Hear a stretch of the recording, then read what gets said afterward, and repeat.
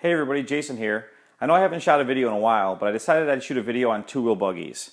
Now, where I'm from, back in the Midwest, and now where I live now in Southern California, the two biggest and most popular, the biggest class by far is two-wheel buggy, and the most popular buggies tend to be the Kyosho RB6 and the team-associated B4.2.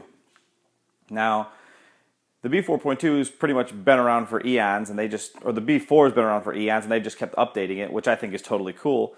And the RB6 is a newer platform that can go rear or mid-motor. So I was at the recent Worlds here, the 2013 IFMAR Worlds in Chico, and of course the rear motor B4 really wasn't being run. It was the new central conversion, the mid-motor conversion for the B4. Either way, if you're going to spend your money, I thought I'd share my opinion with you before you go out and spend your money on any of these kits. Now, I don't have them all here with me, but I do happen to have my trusty B4, which has served me super well. I love this car. Obviously, the electronics are in it, still run it, ran it just a few days ago. And I also have here my personal RB6. Now, the electronics are out of it now because I was actually running a shorty pack in it, and I went ahead and I ground down the rear edges here so that I could put saddles and move them all the way back. And unfortunately, the battery strap doesn't fit, so I had to order a battery strap. But this car will be back out. And of course, it doesn't take a rocket scientist to see that this car is being run mid-motor. The reason I actually chose to buy the RB6, ironically, I've always been a big Team Associated fan, no sponsorships or anything like that, but I've just liked their products. They're just good products. And they do have a tendency, the Associated products do have a tendency to kind of wear out a little bit more quickly than some of the other brands, but it's a simple design and it just works.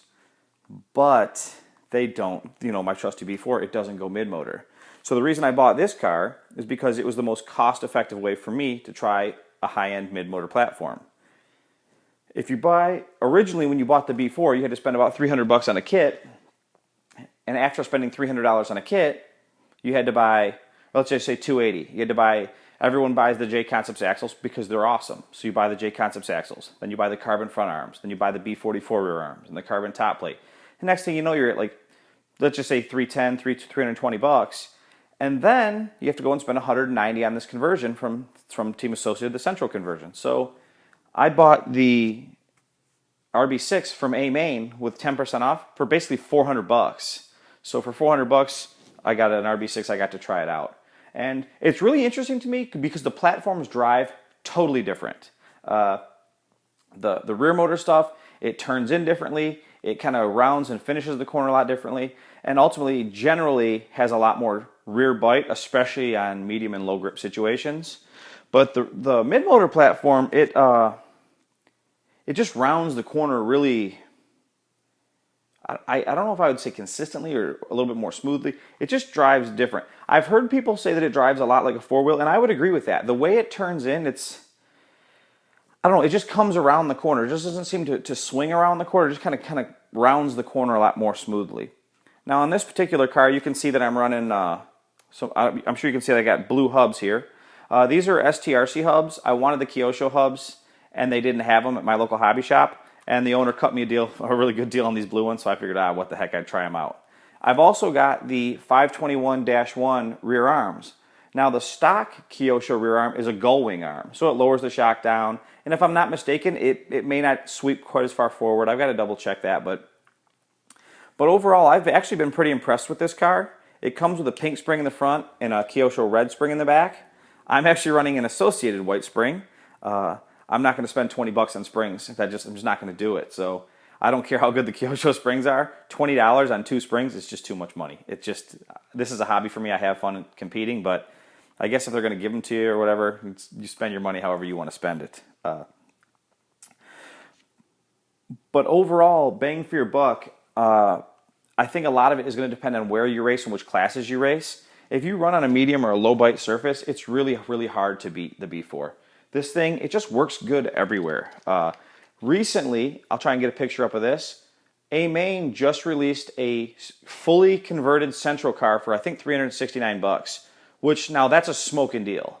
To get this car is basically a full kit with a central conversion for $369. That makes it even more affordable than when I bought the RB6. And keep in mind, all these cars, when you buy them, none of these cars are really ready to go out of the box. And that's something that I wish the manufacturers would do.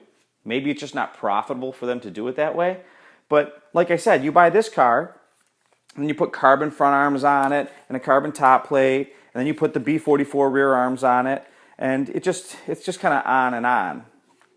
Where and the Kyosho is really no different. Like I said, people buy this and then they change the rear arms right off the bat. They're changing the hubs. Maybe not. They're not changing quite as much. A buddy of mine bought this and they decided not to use it. This is a carbon front tower. I don't even know who makes it. Maybe I'm not even gonna guess. I really don't know.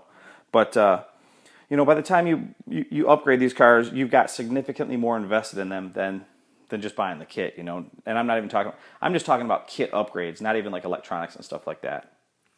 So I do really like the way Kyosho's done the aluminum chassis. I think that's really cool.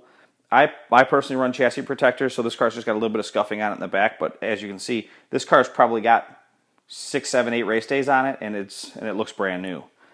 So attention to detail, something that's really interesting. I've got longer shock ends on this Kyosho. I did that because we have a couple of jumps that you kind of have to jump into the face of the jump, or at least that's the way I like to do it. It's kind of like a motocross seat bounce type thing.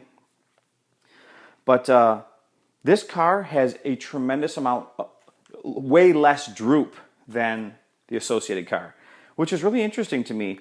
This thing, the best way I could describe the RB6, it's like a touring car that jumps. It's got a ton of steering. It's really aggressive.